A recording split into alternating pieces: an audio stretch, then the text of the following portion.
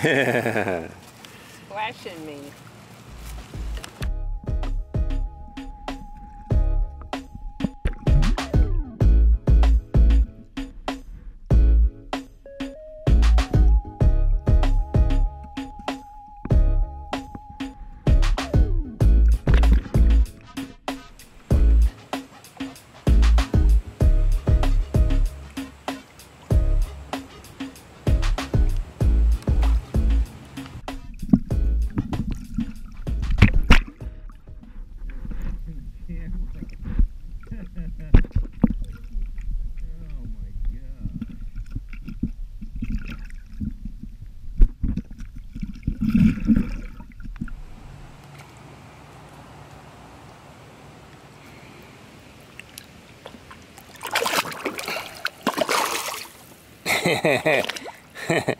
Don't lose a finger there.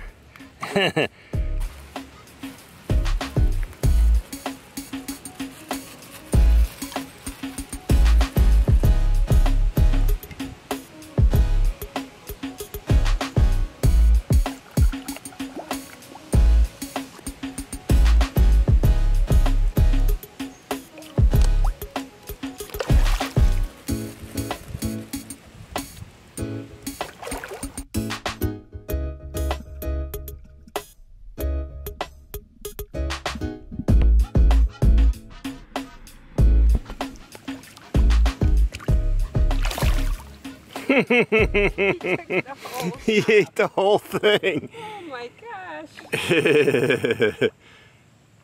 You're really hungry today.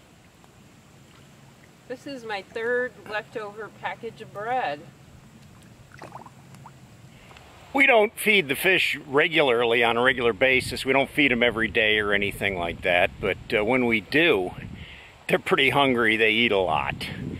And Val saves up the stale bread that we don't eat, rolls, whatever, and we throw them out to the fish and they eat.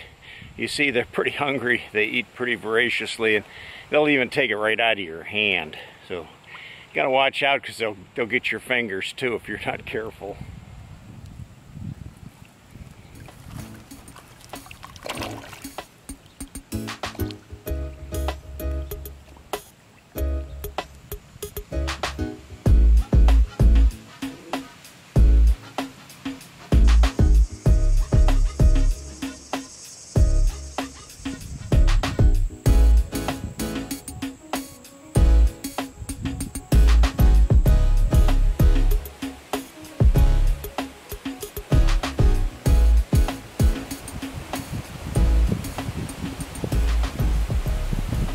This is our backyard pond. I'm going to say it's probably about 1/3 of an acre pond, 13 foot deep. When the pond was dug out originally, the soil that came out of the pond was all bulldozed up here and made into this hill where we planted some pines, and now it's a little pine hill. It's our pet cemetery up there. But the pond serves more purposes than just a backyard pond. We do have it stocked. We've got a nice variety of bass, bluegill and channel cat. Last I counted, there was 8 channel cat, and they're all, you know, about as big as my forearm there. They're pretty healthy. Also, I've seen a little painted turtle in there. Haven't seen him in a while though. And we have pulled some big snapping turtles out of here, and a few muskrats in the past, but right now it should be void of that stuff.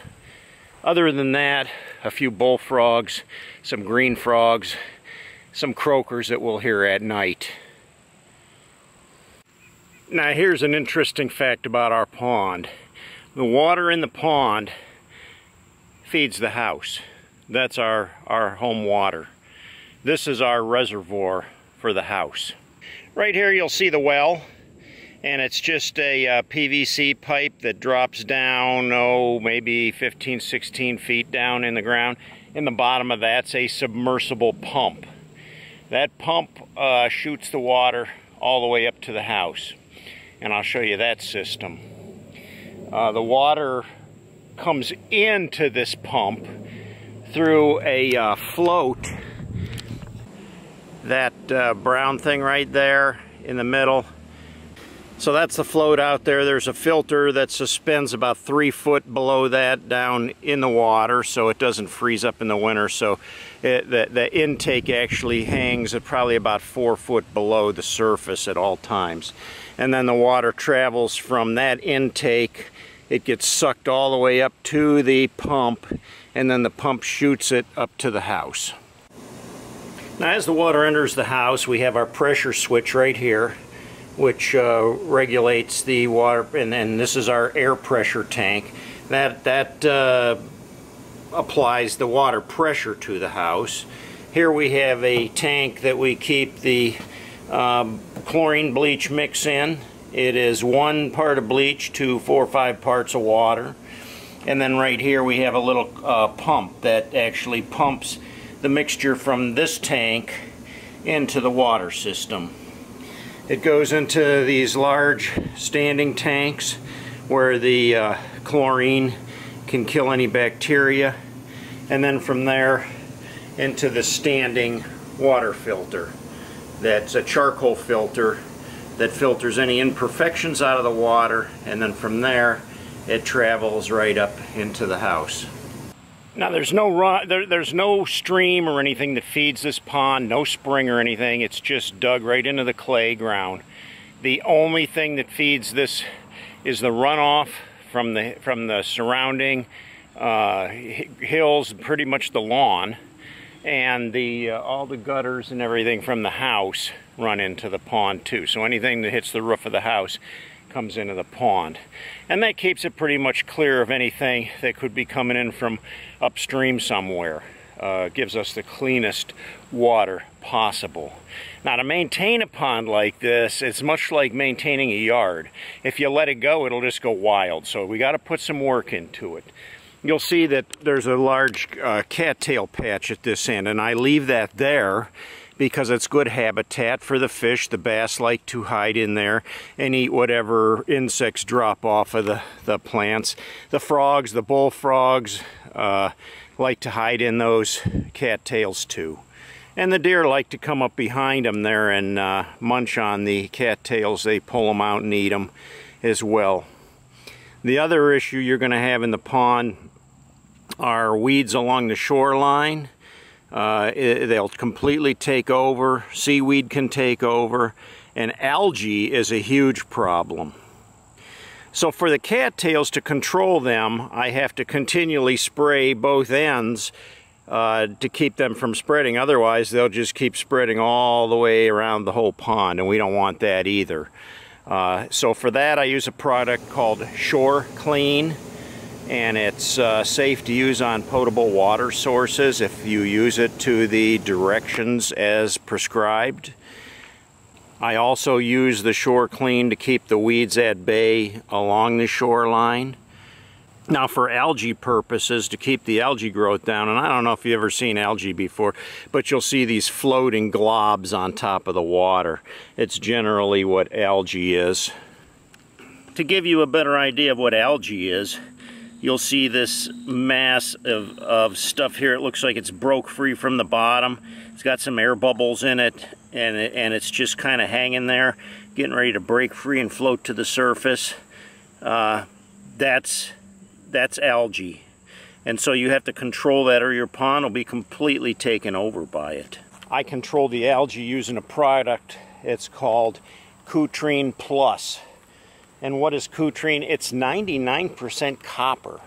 So the copper gets absorbed into the algae through the photosynthesis, the sunlight hitting the plant, and it kills the algae and keeps it down. It stays in the water table for a good month, at least 3 or 4 weeks.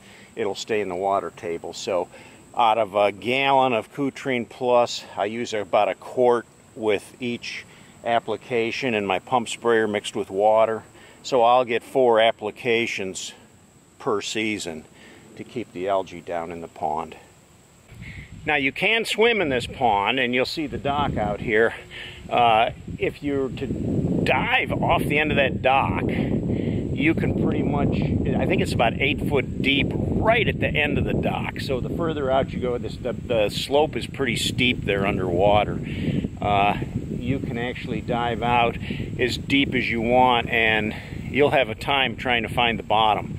In fact, if you come out in the middle here, do a surface dive, it's a pretty good way down. 13 foot is deeper than you think. And it gets very icy cold down there and very dark, and it's kind of creepy. And eventually your hand will go into the ice cold muck at the bottom of the lake. It's a pretty cool experience. The kids haven't been around for a while though. It's pretty rare, if ever, that anybody swims in here anymore. Do we fish the lake or the pond? We used to. Now the fish are more like our pets. I mean, it's a wonder that V doesn't have them named already. She kind of knows the fish pretty well. They follow her around when she walks, as you saw there. So other than just enjoying the beauty of it and the serenity of it, we don't do much with it anymore, except for feeding the fish. So there you go, cats. That's the story of our pond. Glad you could join us today. We're always happy to have you along. Maybe I taught you something, maybe I didn't. Until next time, enjoy your day.